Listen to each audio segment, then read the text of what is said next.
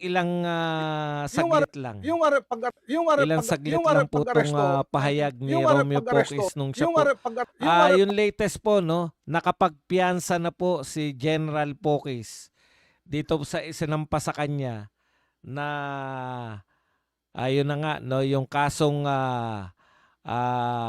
rebellion at sedisyon. So, gano'n talaga ang buhay. Eto po, pakinggan po natin, maikli lang naman 'to, yung sinabi po ni General Pocis. pag-aresto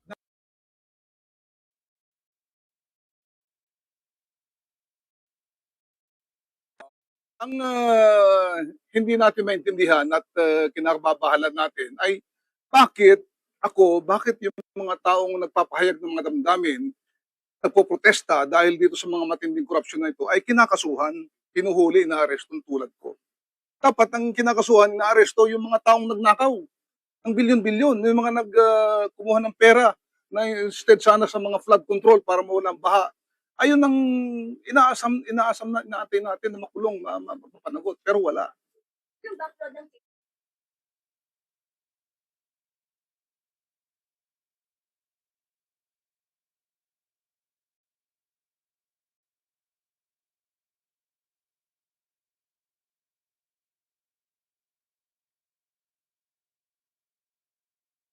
petition.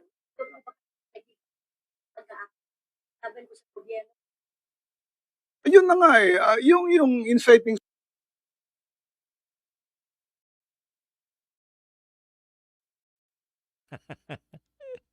Pasensya na. Alam ko nag-react na naman kayo. Katulad po ng sinasabi natin, no?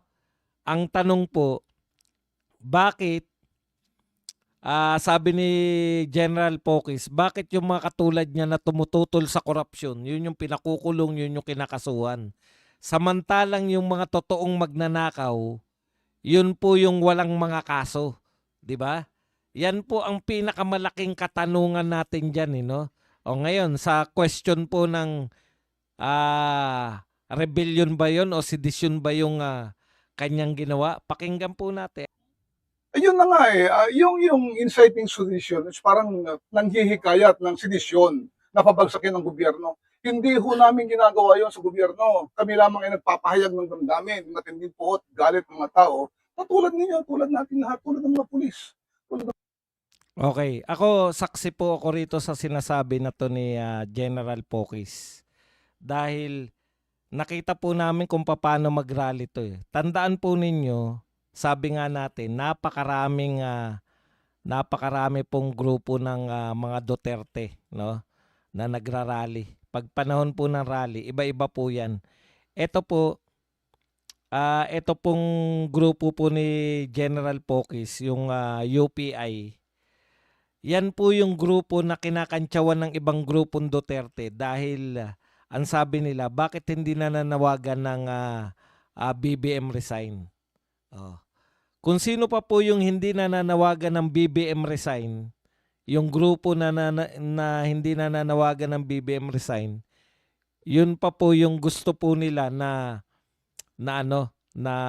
yun pa po yung sinampahan ng sedisyon at saka rebellion. Kaya nakakapagtaka talaga, no. Pero mas maganda pong paliwanag, kaya po may kaso si General Pocis.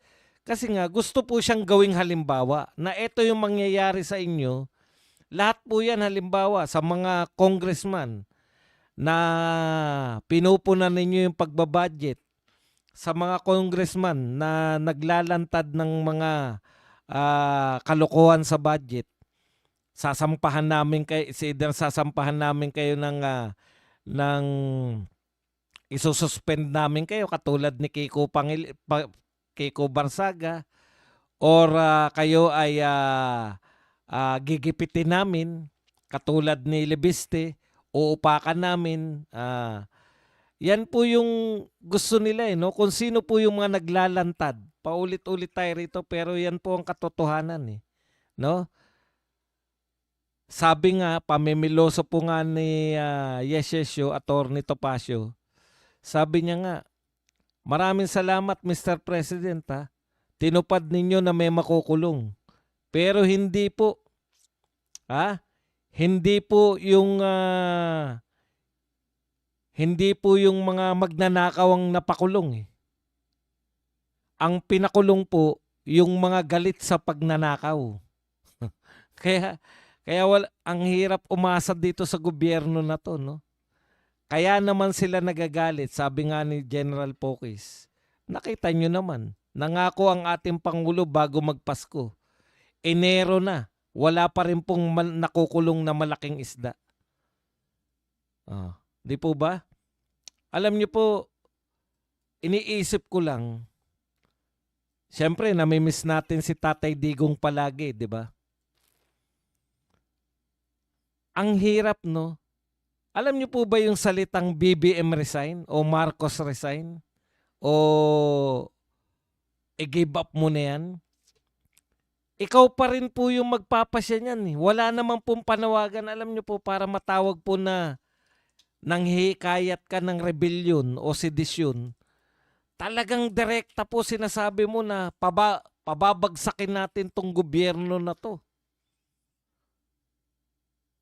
Tayo po, kahit po yung salitang BBM resign, kumbaga nakikiusap pa tayo kay BBM. Hindi po siya patalsikin, eh. Di ba? Hindi ko po maintindihan kung bakit po ganun na lang yung gobyerno natin, kung bakit ganun na lang mag-react sa mga kritiko niya. Kung ano po yung punot dulo ng attitude na ganyan ng ating pamahalaan. Natatandaan ko po, si Tatay Digong, hindi pa po nag-iinit yung pwesto, yung puwet sa pwesto. Kauupo-upo pa lang po, kapapanumpa po lang. Inatake na kagad ng mga dilawan yan. Sila Dilima, di ba? Sila, maski si Lenny. Meron na kagad silang hashtag Aus Duterte. Iba po yung BBM resign sa Aus Duterte. Yung BBM resign po, hinihikayat mo lang yung Pangulo na mag-resign na siya. Yung Aus Duterte, nananawagan ka na sipain sa pwesto si Duterte.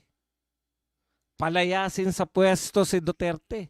Sino sa tingin nyo, anong panawagan sa tingin nyo yung mas karapat dapat sa rebellion o sedisyon? Di ba yung Aus Duterte?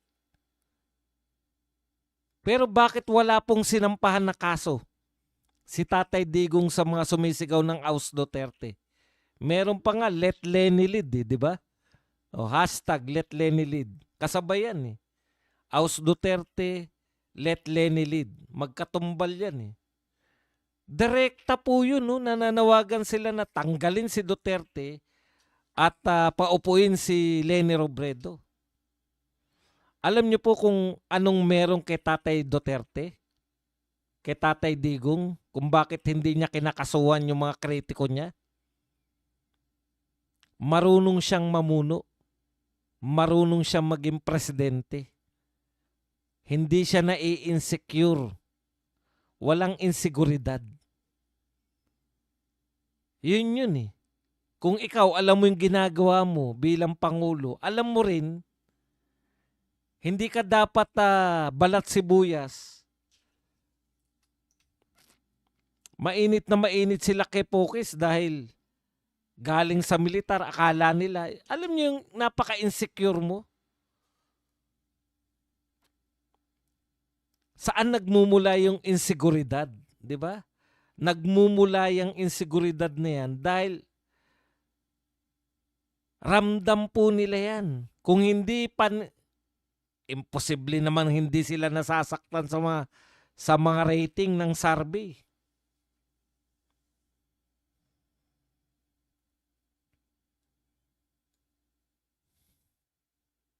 Hindi normal na pag-iisip po yan ng isang pinuno. Yung punong-puno ka ng inseguridad. Kahit saan po pag may insecurity, nawawala sa diskarte. Tignan nyo yung mga seloso at selosa. Sa kaseselos,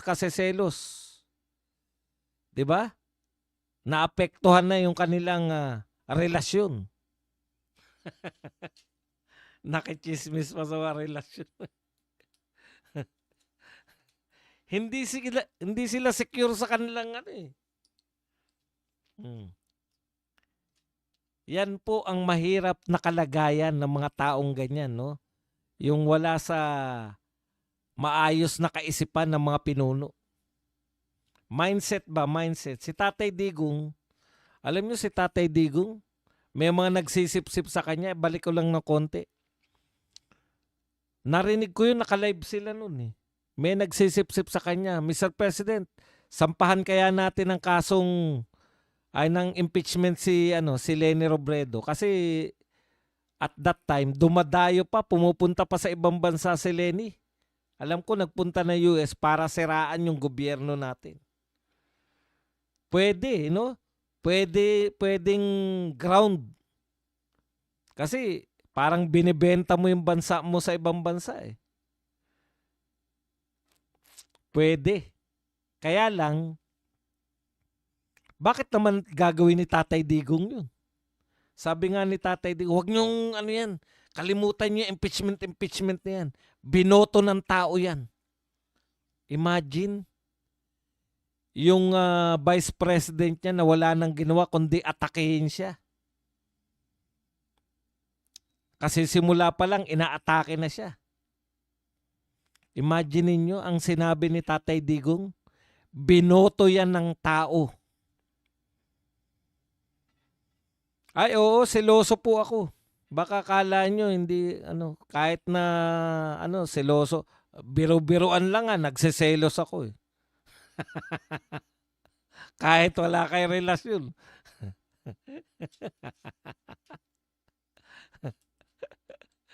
Alam nyo naman ang seguridad ko eh. Okay, kalimutan muna natin yan. Dito muna tayo sa topic natin. Mamaya nyo na ipasok yan. Pag question and answer na ulit. Nasa na tayo? Nawala tuloy ako. Ayan, yung kay Pokis, no? Ang isa pang ginawa nila, hindi nila pinakiusap kay Pokis yung abogado.